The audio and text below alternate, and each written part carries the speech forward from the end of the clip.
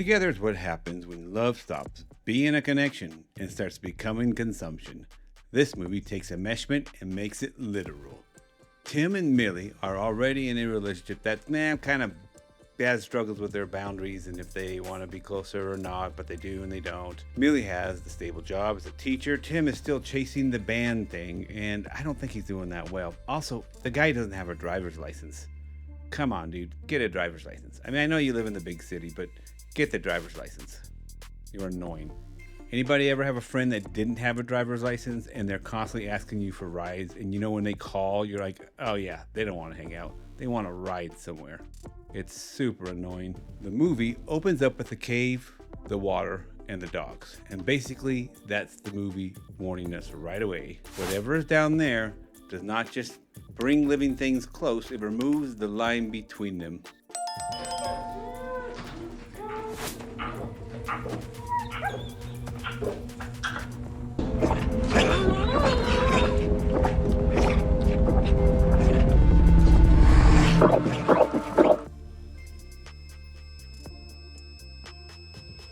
Then Tim and Millie move into this giant house in the woods because Millie got a teaching job there in that small little district.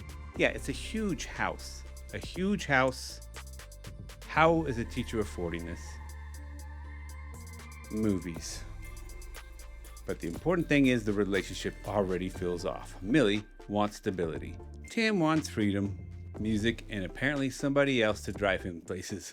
Then Millie proposes to him in the city, and they're going away party to the small town in front of everyone. I don't know, man. That's total. Your friends are going to think you're such a beta. In front of the people who mean the most to us. Rest of your life with me. Are you joking? So, and then she even did like the open hand thing. So she didn't even plan it. She had nothing in there.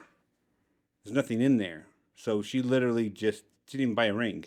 Nor does she ever say she will buy a ring. So she proposes in front of everyone and he says yes, but he looks totally trapped. But of course you're going to say yes because who's going to embarrass, well, she embarrassed you, but obviously you're like, oh, I feel sorry for her. I don't know what I'm thinking.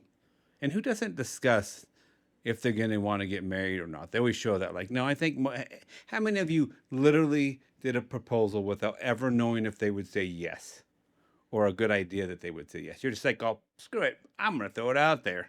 It's kind of weird. So basically, he got socially kidnapped into marriage. After they move, they meet Jamie, another teacher who was way too interested in them as a couple. He points them towards the trail. He says, there's these cool trails. You should check them out. They get lost. Tim falls into the cave. It rains and drinks the water because he's thirsty, because they're going to be stuck there for the night, because it's getting too dark to try to find their way back, and the weirdness starts. First, Tim and Millie wake up with their legs attached to by skin. Not emotionally attached, skin attached. And instead of going to the hospital like normal people, they try to function. Because apparently, in horror movies, the hospital only exists after 12 terrible decisions, or the police for that matter. Then the connection gets worse. Tim gets pulled into Millie during a massage. She's like, give me a massage. And he's like, I don't really want to. And he does. And he gets totally pulled in. And he's too aggressive. She's like, you're hurting me. He's like, oh, dang, man. Sorry. And then later, it gets really crazy. Tim is in the shower, showering.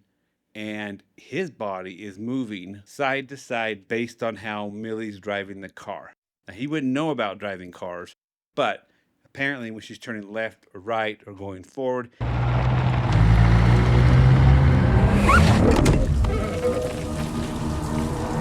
see, in a way, the cave is not creating a problem. It's utilizing and maximizing one that already existed.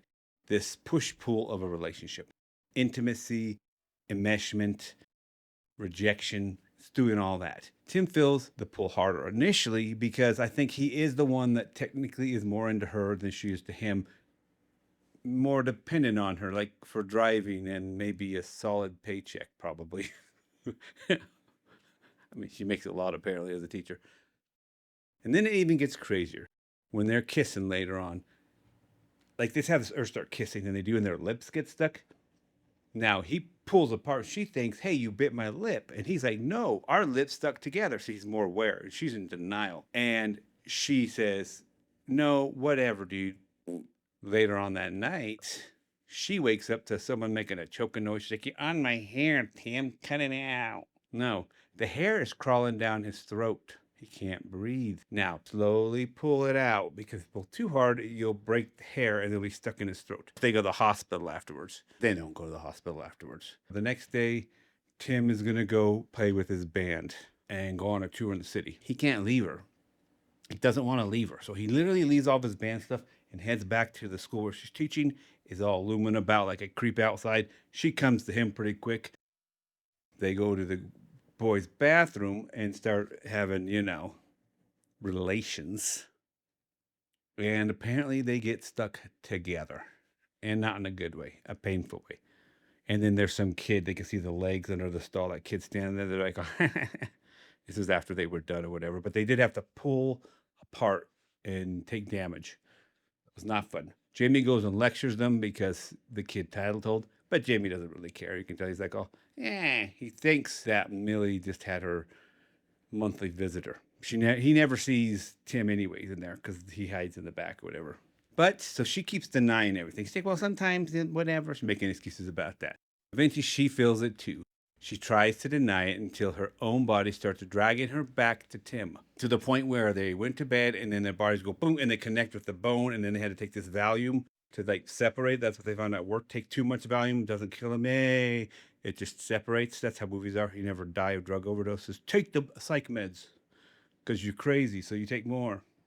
Tim wakes up. She's on top of him downstairs. Good job, Millie, on dragging him down there and taping him to the chair. And their arms are still touched together. She's like, I'm going to cut it with a sawzall. She's like, not a knife, but a sawzall. A sawzall that has a wood blade on it. So that's going to be real interesting. What's going on? Sorry, we don't have time for you to hem and haw about this. About what? Use a sawzall. Maximum damage. Then Millie discovers Jamie is part of this church thing, tied to the cave. He thinks merging is beautiful. To him, it means love. Two people becoming one is a perfect thing. By the end, Tim saves Millie by merging into her wound. So she got sliced by Jamie because he's like, let's speed up the process. You can't escape it. So she starts bleeding out. So then, of course, Tim uses his hand, merges with the wound, and it stops it. And then they decide, screw it, we're going to do it. So then they accept it, and then they go inside and they say, let's do it. They take off all their clothes, they start dancing, they play Spice Girls 2 Become One, because why not? To become one. Da-na-na-na, na-na-na-na-na-na, you wanna make that day. And they merge into a glob of one person and they cut away.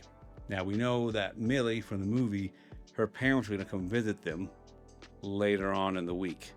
Well, so cuts to the parents coming up. Not very attractive looking parents and creepy looking smiles on their faces. Don't know what that's all about. They come up to the door, they ring the door, they're so excited. Answers the door.